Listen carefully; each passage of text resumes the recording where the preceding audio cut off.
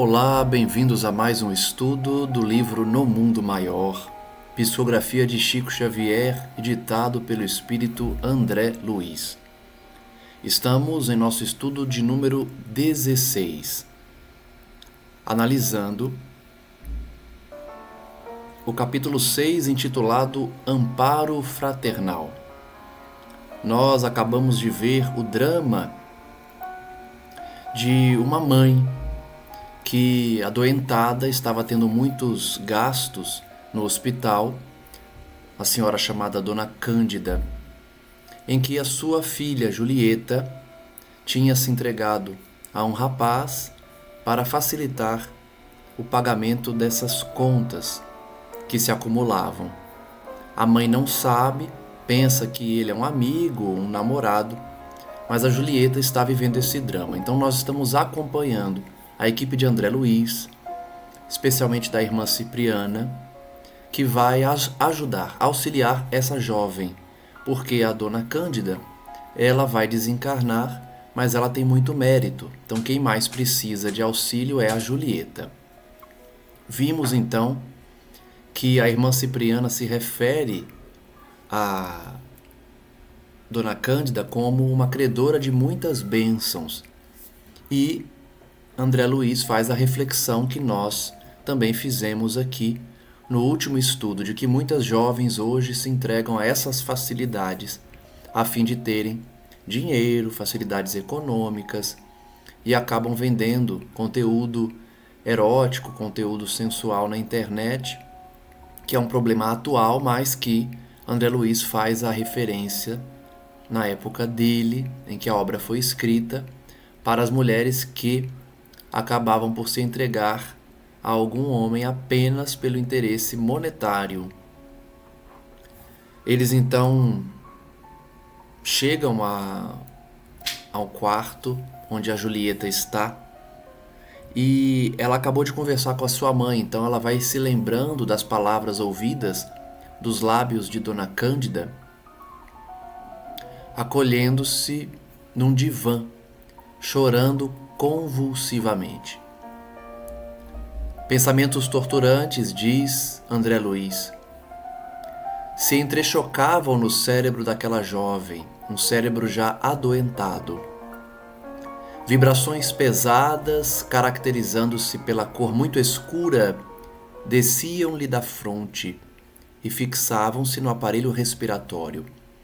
Notem que André Luiz está descrevendo os efeitos do pensamento, da vontade do indivíduo quando produz essas substâncias nocivas ao corpo. Nós não conseguimos ver muitas vezes, talvez alguns médiuns consigam enxergar essas vibrações pesadas de cor escura que dominavam a fronte da jovem Julieta e fixavam-se também no seu pulmão, no seu aparelho respiratório. Nós já vimos o efeito dessas energias em outras obras. André Luiz já descreveu a ação do pensamento, a ação dessas vibrações em nossos corpos físicos, e mais uma vez a obra nos traz esse desenho de como funciona no mundo espiritual a questão vibratória. Julieta, portanto, chorando, arrependida, porque a sua mãe, apesar das necessidades, nunca se entregou a ninguém apenas pelo interesse monetário, e ela havia caído nessa problemática. Então ela chorava. Vamos ver então que efeito tem esse choro convulsivo, essa culpa, essa vibração pesada. André Luiz descreve que represavam-se na pleura, invadiam os alvéolos pulmonares e daí passavam ao coração, influenciando as trocas sanguíneas, momento em que a substância fluídica das emissões mentais se esvaecia, absorvida pelas artérias. Então vejam como funciona, né? Questão científica na descrição de André Luiz. As vibrações pesadas formadas por nossos pensamentos inferiores, por nossa vibração de baixo teor, formam essas correntes escuras que vão para os nossos órgãos, e no caso da Julieta, foi ao pulmão, envolveu os alvéolos, a pleura, e depois foi absorvida pelas artérias do coração. Então notem que a substância desaparece porque foi absorvida. André Luiz prossegue: notei, porém, que esse material oriundo da mente perturbada, imprimindo-se no mecanismo fisiológico, era assimilado pelo sangue. Então notem a capacidade de absorção do sangue, que também dialoga com os fluidos gerados pelo pensamento. A ciência ainda não aceita essa realidade porque não enxerga os fluidos, mas certamente chegará dia em que teremos instrumentos que poderão visualizar ou notar esses fluidos também absorvidos pelo sangue, que a seu turno restituía ao cérebro físico, acumulando-se em todas as zonas do cérebro mais próximas da substância cinzenta. Então notem que essa substância é oriunda do pensamento, então é como se saísse do cérebro, mas sai do pensamento gerado pelo indivíduo, pelo espírito, por sua vontade, circula no corpo físico e retorna ao cérebro. Só que dessa vez ele retorna ao cérebro físico, gerado no plano perispirítico, acaba sendo absorvido no plano físico pelo cérebro. Reparava por isso na jovem não somente os olhos rubros e túrgidos de chorar, mas também os pródromos dos mais sérios distúrbios orgânicos. Hoje mesmo eu lia uma obra que fala exatamente disso, a medicina espírita, ou os médicos espíritas, que já reconhecem essa realidade. Indivíduos que têm depressão, que têm problemas psicológicos, que têm problemas obsessivos, também possuem corpos doentes. Então, os distúrbios orgânicos que André Luiz observou em Julieta originavam-se na sua própria mente, que produzia essa vibração pesada e acabava adoentando o seu corpo físico. É mais uma lição da obra para todos nós. Não deixemos a nossa própria mente adoentar nosso corpo. Nós temos uma capacidade de autocura através das vibrações que nós podemos manter durante o dia, pela oração, pela prática da caridade, pela meditação, nós conseguimos manter uma vibração elevada, evitando esses pensamentos, esses fluidos, essas vibrações que adoecem o nosso corpo físico.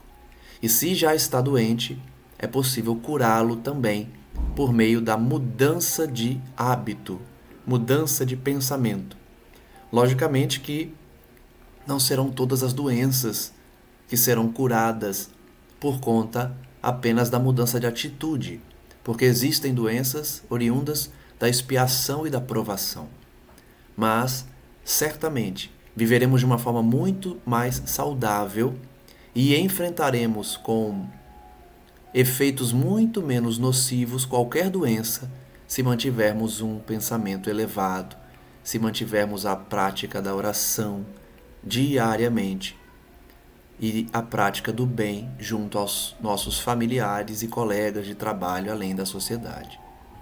Julieta, portanto, adoecia o seu próprio corpo pela culpa, pela vibração pesada formada por seu pensamento. Identificando, prossegue André Luiz, as manifestas perturbações no cérebro e no bulbo raquiano, encarei o meu orientador Calderaro e perguntei: não estaremos aqui ante a misteriosa origem da encefalite letárgica? Então vejam que a linguagem médica de André Luiz, o seu conhecimento médico, lhe permite verificar que aquela vibração que Julieta gerava poderia ser causa de uma doença, de um distúrbio no cérebro, que ele já conhecia.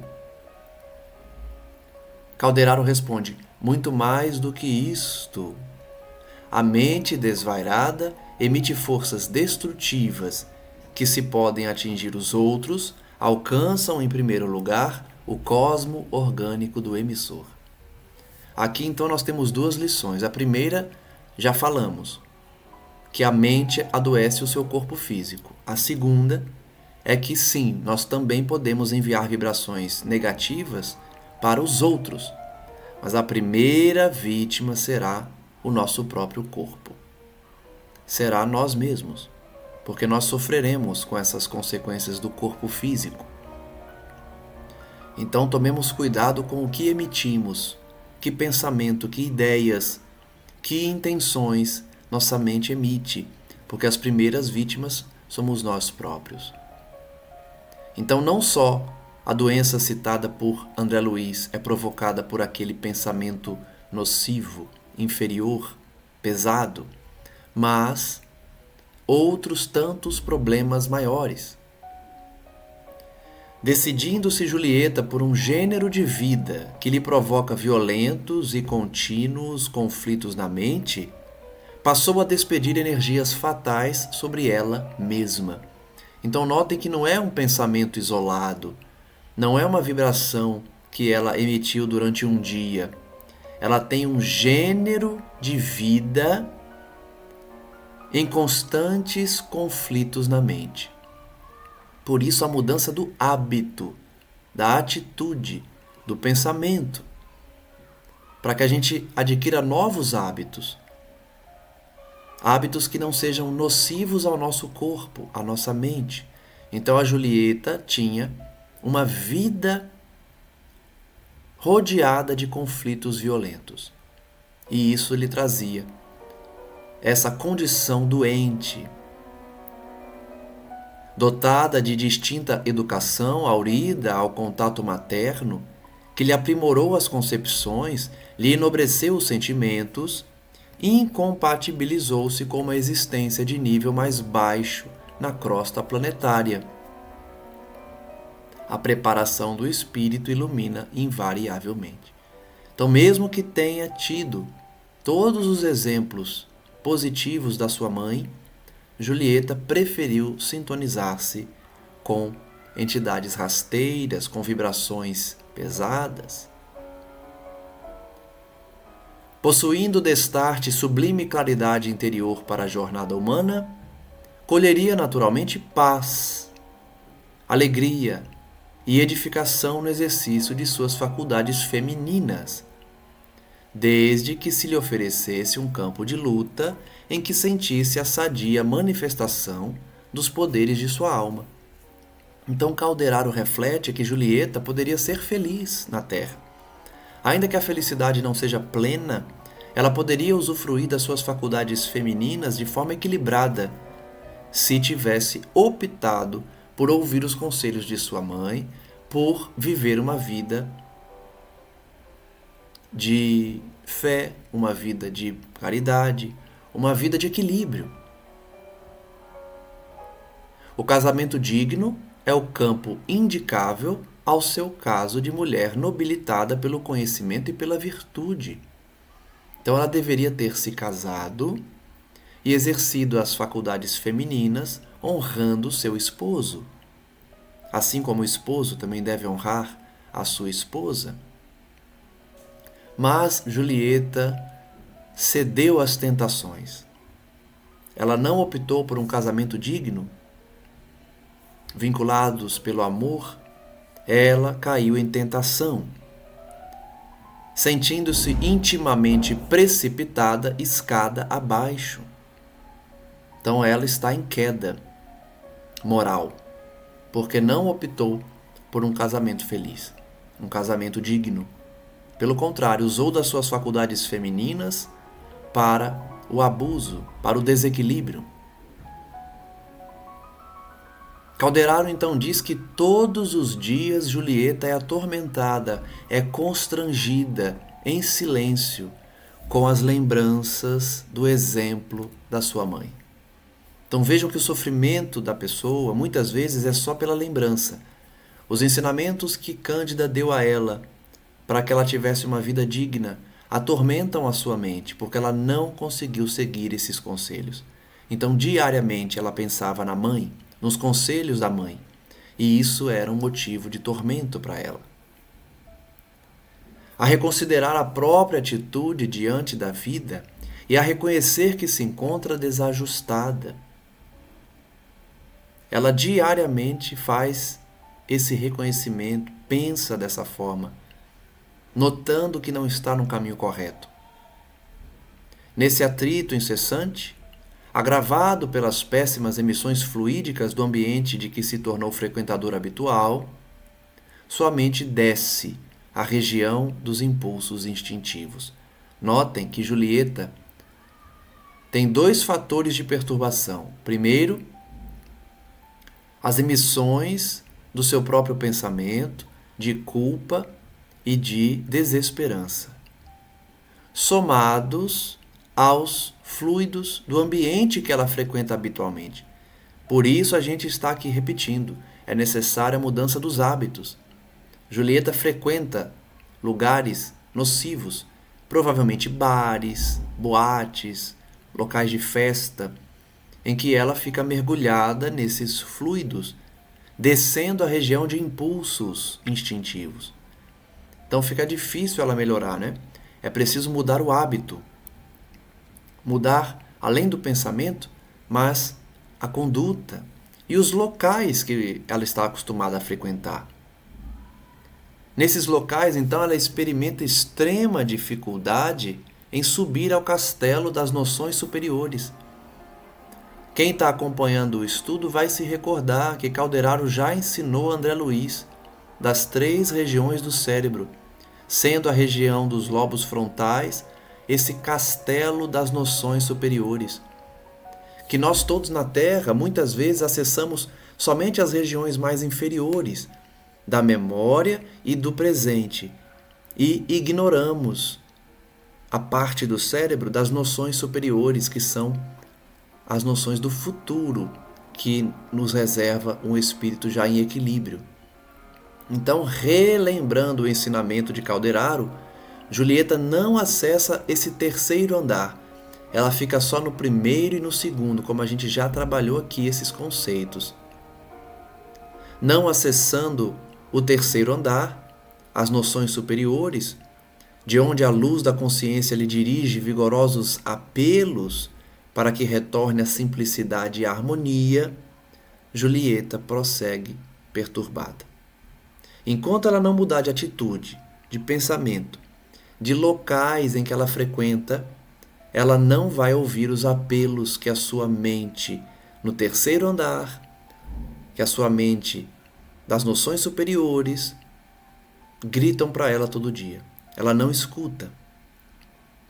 Para que retorne a simplicidade e a harmonia, ela prossegue numa vida cercada de facilidades materiais, porque ela se envolveu com um rapaz, o Paulino, apenas para ter boa condição financeira e aceita os abusos, aceita uma vida desregrada. Mas ela sofre diariamente, lembrando dos exemplos da mãe e dos apelos da sua própria consciência nas noções superiores da alma. Prossegue Calderaro, tal situação impede-lhe a prece fervorosa. E realmente, quem está em perturbação não consegue orar. Quem não tem a conduta no bem, quem não tem o hábito da oração, quem está sempre numa vibração negativa, inferior, tem dificuldade de orar. Ela não consegue orar de forma fervorosa, santificante e regeneradora. E daí o caos em que a pobrezinha tateia. Calderaro tem esse olhar de empatia. Chamou-a de coitadinha, né? Não, de pobrezinha. Ou seja, muito mais com um aspecto de pai, de irmão mais velho, de alguém que não está ali para julgá-la, mas está comentando o caso dela e sentindo pena dela. Que é como a gente deve se reportar aos irmãos em erro. Não uma pena de superioridade, mas uma pena sincera, em que vê um irmão em queda e deseja o seu reajuste. É suficientemente educada para colher qualquer benefício do meio em que levianamente se projetou. E dominada pela permanente angústia, faz demasiada pressão sobre a matéria cinzenta, dando causa a lamentáveis desequilíbrios orgânicos. Então notem que a Julieta, ela tem educação suficiente para sair dessa situação. Mas ela permanece. E a angústia a domina, fazendo pressão na matéria cinzenta, no cérebro físico, por conta dessa situação, por conta dos seus hábitos, gerando, por consequência, lamentáveis desequilíbrios orgânicos. Quantos na Terra não estão doentes apenas por conta do seu estado mental? E eu não estou me referindo às alienações mentais, porque as alienações mentais também são consequência de uma mente perturbada. A mente perturbada gera a doença, não só no corpo físico, mas também no cérebro, na mente. Calderaro interrompeu-se por alguns instantes à maneira do professor que abre caminho à reflexão do aprendiz e acrescentou sereno: não está ela, pois, simplesmente ameaçada pela encefalite letárgica, que foi a doença apontada por André Luiz. Ela não tem só encefalite letárgica. Avizinha-se da loucura, com estádios por distúrbios vários, provocados pela disfunção celular. É mais uma obra que André Luiz traz a necessidade de equilíbrio espiritual, moral, mental, para que o corpo físico seja saudável.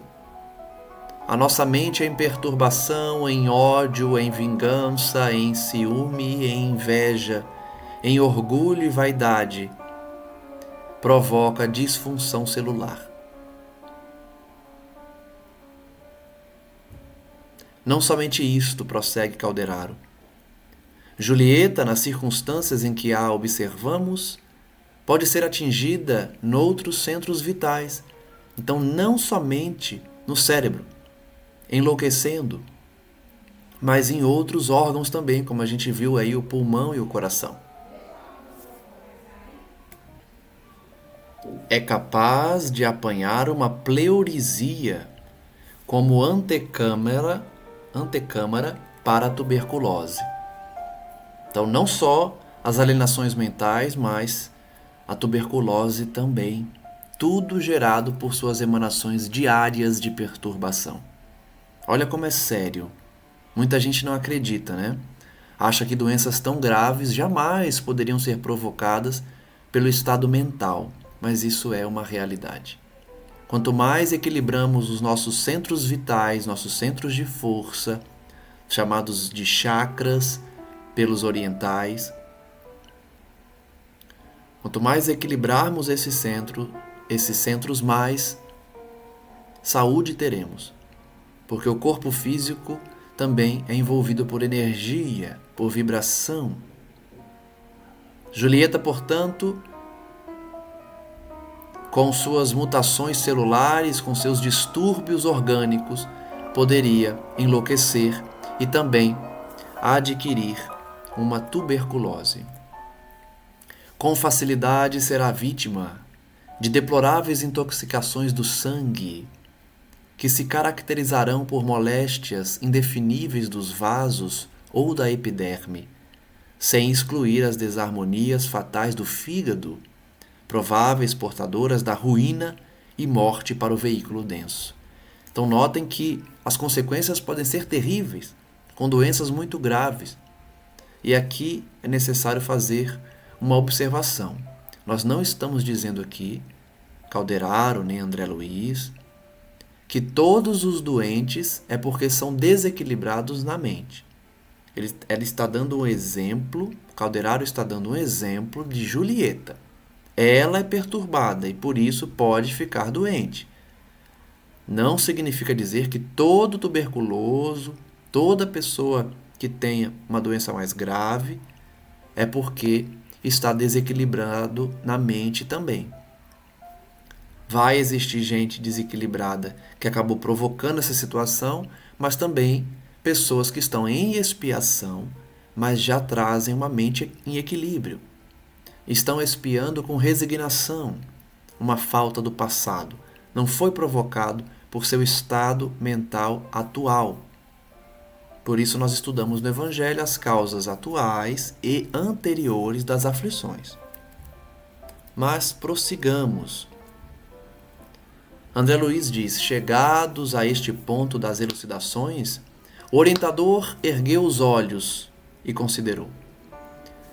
Mas a justiça divina jamais desconhece a compaixão. Então, depois de tratar de todas as possíveis consequências de uma mente perturbada, emitindo vibrações pesadas, Calderaro fala: mas olha só, essa é a consequência natural, mas tem o fator Deus. Tem o fator justiça divina com compaixão. Às vezes, nossa queda precipitada constitui mero desastre parcial a que nos arrasta o desespero. Quantos de nós caímos por conta do desespero? Não é porque a gente é mau, não é porque a gente quer fazer o mal e nem quer se desequilibrar, mas porque estamos desesperados. Então, a justiça divina considera o fator desespero, necessidade, imaturidade, também antes de aplicar a sua lei. A eterna sabedoria examina o móvel de nossas ações, ou seja, o que motivou as nossas ações. E sempre que possível, pronto nos reergue. Então, se aqui na terra, na justiça dos homens, o juiz, ao julgar alguém, considera os seus antecedentes, considera as motivações do crime, Deus também considera por que caímos. Não é olho por olho, dente por dente. Julgamento igual para todo mundo. Depende de vários fatores pessoais do indivíduo. Só que a lei divina é perfeita, não erra, como a lei humana muitas vezes pode errar nessa análise. A lei divina não erra. Não há ninguém em sofrimento no mundo que não tenha dado causa anterior, seja nessa ou em outra encarnação. Somente quando nos mergulhamos no total eclipse do amor e da razão deliberadamente fugindo aos processos do socorro divino, mantendo-nos nas trevas completas do ódio e da negação, defrontamos com absoluta dificuldade de receber influências salvadoras. Então, olha só que frase importante.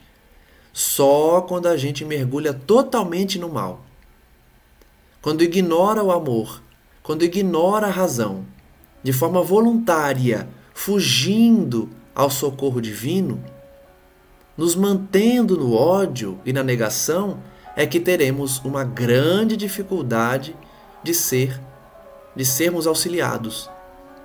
Então isso é importante, porque muita gente pode pensar que qualquer desviozinho, eu não orei hoje, eu caí em tentação, qualquer queda pode acarretar na completa ausência de socorro divino. E não é isso que Calderaro está ensinando. Ele está dizendo que só não recebe ajuda divina quem se mergulha de forma voluntária no ódio, no mal, fugindo de Deus, fugindo do socorro dele. São esses que acabam não tendo misericórdia ou compaixão na aplicação da lei, porque eles próprios escolheram uma lei mais rígida, mais severa. A lei é a mesma para todos, mas a aplicação da lei varia conforme o indivíduo. Então Calderaro nos ensina: quem foge voluntariamente do socorro divino, mergulhando no ódio, é que vai ter dificuldade de ser auxiliado. Então, deveremos esperar os atritos cruéis do tempo, aliados às forças de caráter compulsivo das leis universais. Olha só. Quem mergulha no ódio, quem foge da justiça e do socorro divino, é que sofre com o tempo, em caráter compulsivo. A lei vai se aplicar compulsivamente, sem considerar os antecedentes do indivíduo pela misericórdia e compaixão, por opção do próprio indivíduo. Isso aqui é importante a gente aprender. A lei divina se aplica compulsoriamente somente para quem não está arrependido, não ajoelhou pedindo socorro, não se colocou numa posição de reequilíbrio, de consertar o que quebrou. São os mais renitentes, os mais rebeldes, os mais maus que acabam sofrendo a ação da lei divina, da justiça divina, compulsoriamente. Se a jovem, voltando a se referir a Julieta, não pode elevar-se a plano superior, como ave ferida pelo tiro de caçador impiedoso, a mãezinha doente permanece em poderosas orações transformadoras. E aqui a gente começa a entender o poder da oração, como alguém pode interceder por outra pessoa, geralmente as mães. Então, Calderaro está explicando para André Luiz que Julieta não tem mérito. Julieta não tem nenhum fator que lhe possibilite um socorro divino agora, porque ela está voluntariamente mergulhada no vício, na queda. Mas, se ela não pode se elevar como uma ave ferida, a sua mãezinha, Dona Cândida, tem poder transformador pela oração. Por isso, mães, vale a pena ajoelhar e pedir pelos seus filhos, vale a pena orar, porque se eles não tiverem condições de receber ajuda, se eles não tiverem mérito, se eles não tiverem o hábito de vivenciar o Evangelho, a oração transformadora da mãe, de alguém que tem mérito, de alguém que ama, pode chegar a esse filho, pode socorrê-lo, pode resgatá-lo. Diz Calderaro: caiu a filha para socorrer-lhe o corpo, mas Cândida alcandorou-se mais por salvar-lhe a alma. Olha que frase para emoldurar mais uma. Julieta caiu, errou, para poder socorrer o corpo da sua mãe. Porque, como a gente já falou, né? Dona Cândida está doente e a Julieta acabou cedendo aos convites da sensualidade para poder pagar as contas do hospital. Então ela caiu para socorrer o corpo de sua mãe. Mas Cândida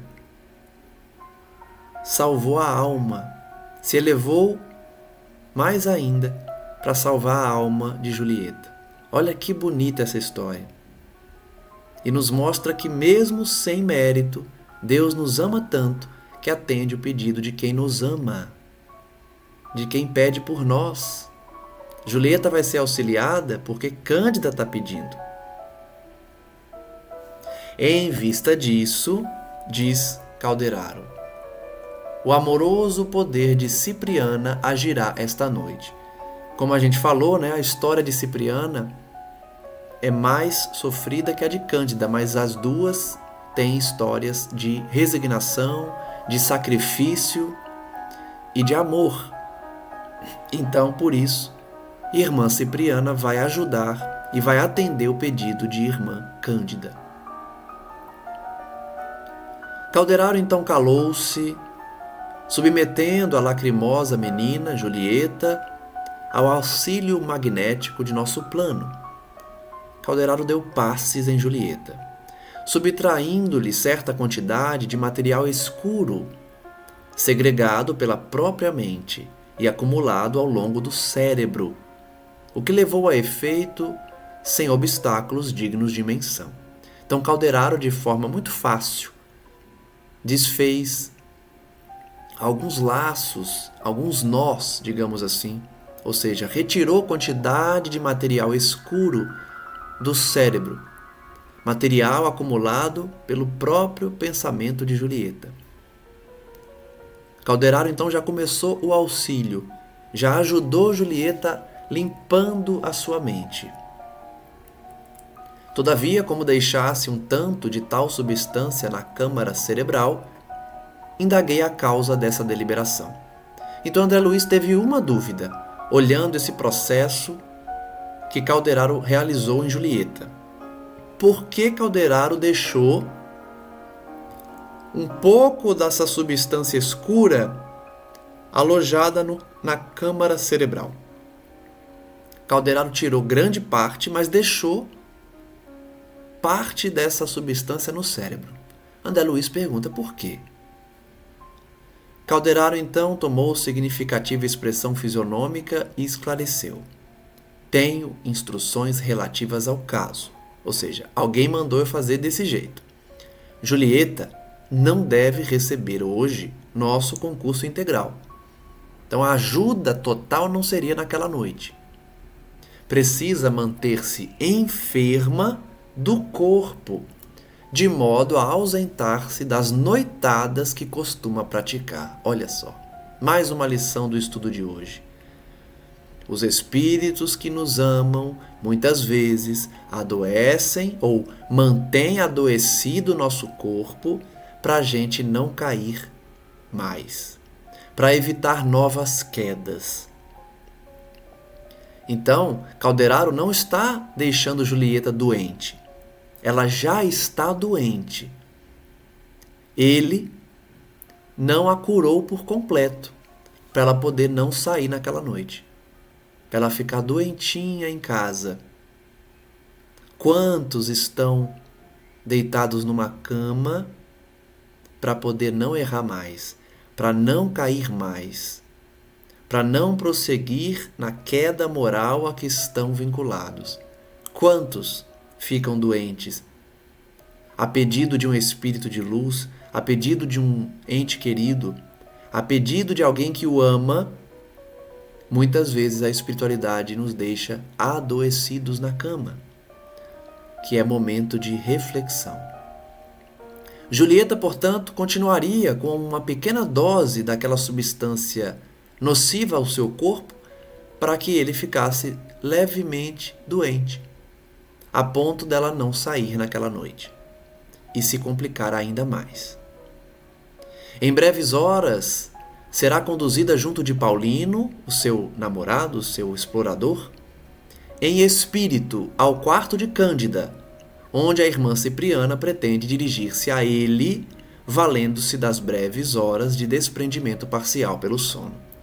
Então será mais um encontro no mundo espiritual de indivíduos que estão encarnados, desdobrados pelo sono do corpo físico, vão encontrar-se com Cipriana no plano espiritual.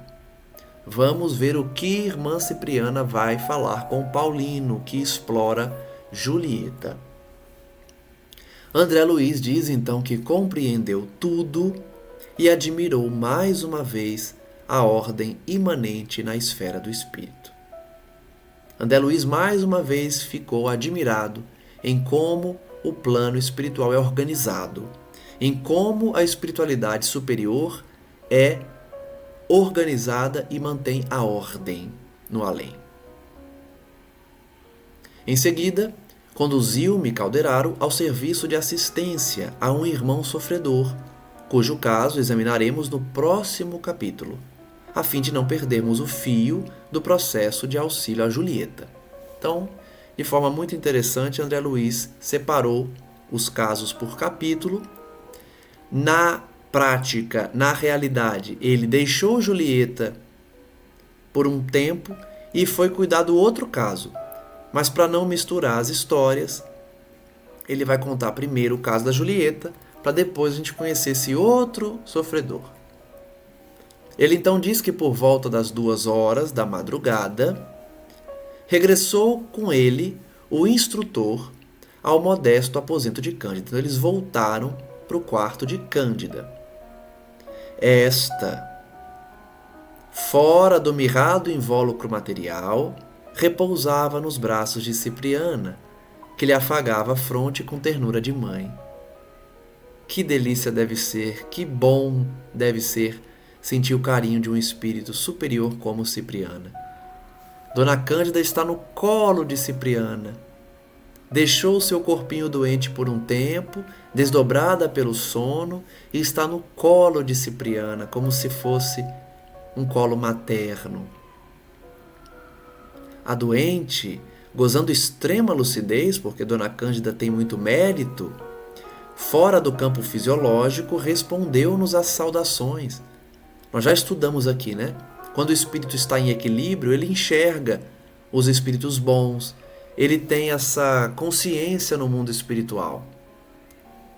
Então ela cumprimentou André Luiz, mesmo estando encarnada, desdobrada pelo sono. Estava tranquila e feliz. Outros amigos conservavam-se ao lado dela, reconfortando-a para o transe definitivo. Então tinha outros espíritos ali, já preparando a Cândida para o desencarne. Permutávamos impressões, prazerosamente, quando 2 irmãos de nosso plano penetraram o quarto, conduzindo Julieta e um cavalheiro que identifiquei por intuição. Então, finalmente, veremos o encontro de Julieta, Paulino, Cândida e irmã Cipriana. Calderaro confirmou, então, se tratar de Paulino, que ia até ali para ouvi-los. Todos desdobrados, né? Julieta, Paulino e Cândida. O resto está desencarnado. Irmã Cipriana, André Luiz e Calderaro. Diante de Cipriana, que sustentava a enferma nos braços carinhosos, ajoelharam-se ambos instintivamente, chorando comovidos.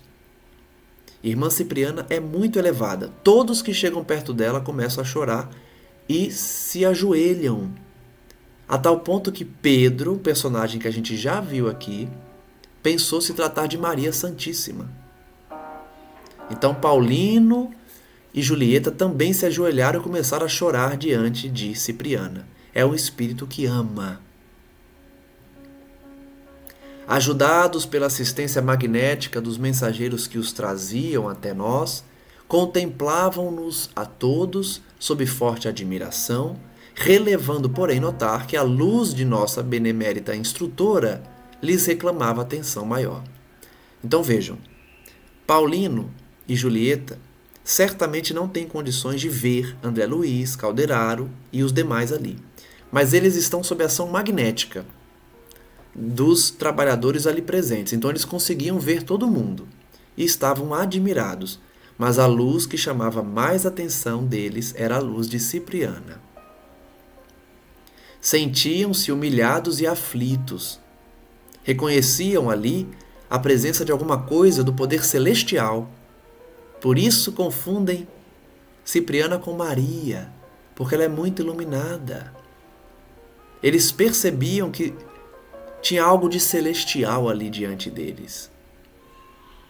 Mantinham-se confundidos e em lágrimas quando Cipriana se dirigiu a Paulino de maneira particular. Paulino, falo-te em nome da divina justiça. Que o Senhor te abençoe, a fim de que me ouças com os ouvidos da razão. Irmã Cipriana começou então a doutrinação, o diálogo com uma entidade sofredora, que é Paulino. Me escuta, Paulino. Não supões Julieta digna de teu braço vigoroso e trabalhador para a jornada terrestre? Que fazes da mocidade uma simples aventura dos sentidos? Então a gente consegue perceber, com essas perguntas de irmã Cipriana Paulino, que ele namora Julieta, mas ele não quer casar com ela, porque ele quer aproveitar o corpo dela, a juventude dela, a mocidade dela. Ele não quer criar o compromisso. E Julieta está se endividando por conta disso. Então ela, a irmã Cipriana, está puxando a orelha de Paulino. Não explore Julieta dessa forma. Ela pergunta, não interpretas a experiência humana como estrada preparatória da eternidade? Que juízo fazes da vida e dos seus sublimes dons? Então ela está puxando a orelha mesmo, como uma mãe faz com o filho, né? O que você está fazendo da sua vida? A vida é imortal, o tempo está passando. Pare de pensar só na mocidade, na juventude que você tem agora. Se prepare para a eternidade. Cada existência é uma estrada preparatória para a eternidade. Não partilhes o ingrato labor dos nossos irmãos menos esclarecidos, que pretendem converter a mulher numa cobaia infeliz para o jogo dos sentidos. Então ela está chamando a atenção dele para ele não ser um machista, não ser alguém tóxico, não ser alguém que vê a mulher como um objeto. No caso, a Julieta. Irmã Cipriana está apelando a Paulino que assuma o compromisso com Julieta. Não a trate ela como um objeto para satisfazer os seus sentidos. Dignifica a tua existência de homem, honrando o sacerdócio feminino. Olha que frase, hein? Essa é para os homens. Honrem o sacerdócio feminino, dignificando a tua existência de homem. Ou seja, só é digno o homem que valoriza a mulher, que enxerga esse sacerdócio na mulher. Logicamente que o respeito também deve vir da mulher para o homem. Mas ela está chamando a atenção de Paulino para que não considere a mulher apenas um objeto. Renasceste na terra, guardado por seu devotamento. Renasceste na terra, guardado por seu devotamento, cresceste sob os cuidados maternos, e encontrarás ainda na mulher o vaso dileto para os teus sonhos de paternidade criadora. Então ela está falando para ele, você foi criado por uma mulher, sua mãe, teve o cuidado materno, e vai encontrar na Julieta a esposa, que vai te dar filhos, vai te conceder o sonho da paternidade. Então vejam que irmã Cipriana está preocupada em convencer Paulino a valorizar e assumir a Julieta. Por que persistir no vaidoso domínio de uma criança pobre por mero impulso de egoísmo e de ostentação? Quantos hoje não se envolvem com meninas que são consideradas pobres, né? São consideradas num patamar social menos elevado, apenas para explorar? Porque são bonitas, porque quer exibi-las como troféu, mas não assumem, por vergonha, por vaidade, por egoísmo, por ostentação. Então, o puxão de orelha de irmã Cipriana é para todos aqueles que enxergam a mulher como objeto, e especialmente as que não têm condições financeiras, explorando a sua necessidade. A Julieta só se envolveu com Paulino porque estava necessitada de dinheiro. Ela errou. A obra deixa muito claro que isso é um erro, é uma queda moral. Julieta caiu moralmente. E Paulino também ao explorá-la, ao aproveitar-se dessa situação de necessidade para explorá-la, para apenas abusar da sua condição física, da sua condição de mulher. Então a irmã Cipriana está puxando a orelha, case com ela. Seja homem de assumir o compromisso e não explorar uma moça em necessidade. Quantas são enganadas, quantas são exploradas todos os dias. Mas é importante, né, destacar que a gente não deve só atacar ou criticar, melhor dizendo, o homem que explora essa mulher necessitada, mas deixar claro que a obra também traz que a mulher necessitada, que se deixa ser explorada, se deixa explorar, também está em queda moral. A Julieta recebeu orientação e educação de Cândida para não se envolver com o homem apenas por interesse financeiro. Ela caiu nesse ponto. Os dois caíram. E vejam que a Julieta está bem mal, né? Fisicamente, inclusive. Então a crítica do livro, não é minha, é a crítica do livro, é para os dois que estão em queda. Tanto a mulher que aceita essa exploração, ou então que se coloca numa situação de exploração, frequentando determinados lugares que não deveria frequentar, deixando-se seduzir por esses homens, quanto também os homens que exploram, que querem apenas o sexo e aproveitam de uma situação muitas vezes desesperadora da mulher. Então ela critica e ela chama a atenção. Não te confrange contemplar a prolongada aflição de Cândida, atormentada por atroz pesadelo, ante a incerteza dolorosa do porvir da filha? Ela já está trabalhando com o sentimento de Paulino. Você não tem pena de Cândida, mãe de Julieta, que está sofrendo, preocupada com a filha? Preocupada que vai desencarnar e a filha vai continuar numa situação de pobreza? Desperta para os teus compromissos de natureza superior. Os Espíritos nos pedem isso diariamente. Desperta para os teus compromissos de natureza superior. Todos nós temos compromissos de natureza superior. Precisamos despertá-los. É esse o pedido que diariamente o nosso mentor faz. Desperta aquilo que você se comprometeu, como marido, como esposa, como pai, como filho, como profissional. Não vieste ao mundo simplesmente para gozar, aproveitar. A existência terrestre, meu amigo, é abençoado colégio de iluminação renovadora. Ela repete a lição. Primeiro ela disse que a existência é uma preparação para a eternidade. Agora ela fala, é um colégio abençoado de iluminação, de renovação, de transformação. Nós estamos aqui para nos transformarmos em pessoas melhores. Reforma íntima, mudança de hábitos, mudança de pensamentos, ideias, ações. Quem está na Terra perdendo tempo com os prazeres vai se arrepender muito no futuro, porque vai perceber quanto tempo perdeu, além de perder uma oportunidade valiosa, que é a oportunidade da reencarnação. Nós podemos então encerrar o estudo de hoje, porque já chegamos aí a quase 1 hora, com essa última lição. Foram várias as lições hoje, né? Várias lições.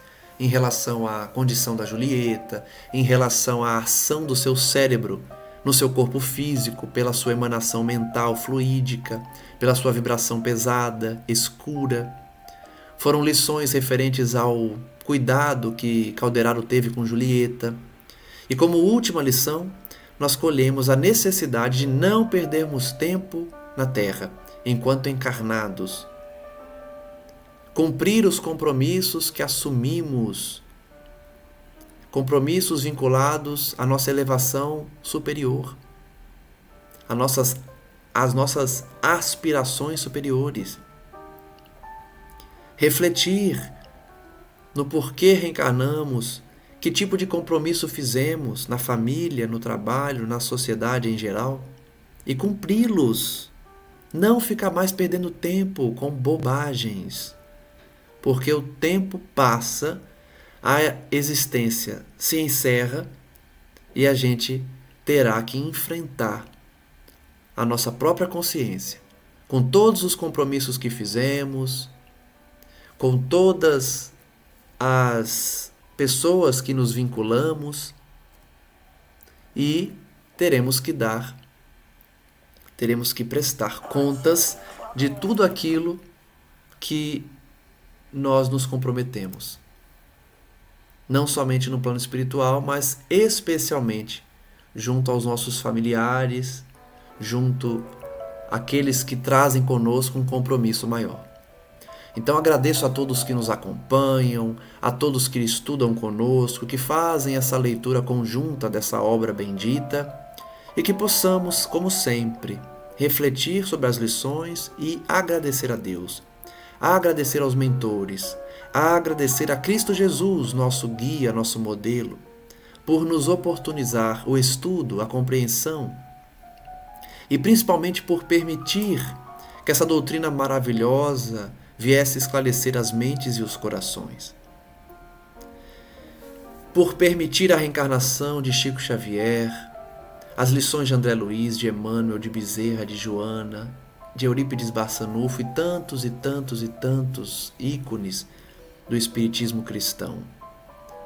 Agradeçamos a Ele. Muito obrigado, Senhor Jesus, por enviar a doutrina que nos traz uma explicação racional das dores, dos sofrimentos, das expiações, que nos traz uma explicação racional sobre a origem do mundo, sobre a história da humanidade e o nosso futuro. Que possamos não só aprender, ouvir, mas principalmente colocar em prática, não perdendo mais tempo na Terra, buscando o estudo, mas principalmente a prática do bem, a caridade, o perdão das ofensas e a reforma íntima. Que essas lições possam chegar às mentes que mais precisam ouvir, aos corações que mais precisam de consolo, e que nós possamos sintonizar com o mais alto, com os nossos amigos, com os nossos mentores espirituais, a fim de que recebamos essa energia, essa vibração, esses fluidos que emanam do alto e que descem sobre nós como cascatas de luz. Que as nossas casas possam ser abençoadas, possam ser visitadas por espíritos que trabalham no bem, que vêm aqui, que vêm em cada casa, que prega e fala no bem, para recarregar suas forças, suas energias, para trazer irmãos que precisam ouvir a palavra e presenciar a vivência do Evangelho em pessoas encarnadas, em nós, aqui no dia a dia. Que possamos, portanto, ser esses exemplos no bem, ainda que muito imperfeitos, mas conscientes da necessidade de elevação e de sublimação e, principalmente, esforçados no bem. Que possamos ser esforçados no bem. Mesmo com a nossa imperfeição, mesmo com as quedas que muitas vezes deixamos nos levar, nos deixamos levar? Possamos ser um exemplo imperfeito de bondade, de amor, de fraternidade, de dedicação aos nossos companheiros e companheiras, aos nossos filhos e pais. Exemplos no trabalho, exemplos no trânsito, exemplos na via pública. Tendo por modelo o nosso Cristo Jesus, em que direcionamos também o nosso pedido para prosseguir enviando esses emissários, essas mensagens, essas doutrinas que refrigeram nossa alma, que nos trazem paz, serenidade.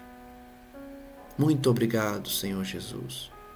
E que nós um dia possamos ser também esses trabalhadores que vêm trazer a uma humanidade imperfeita, uma humanidade sofredora, uma mensagem divina de paz para o futuro e de esperança aos corações.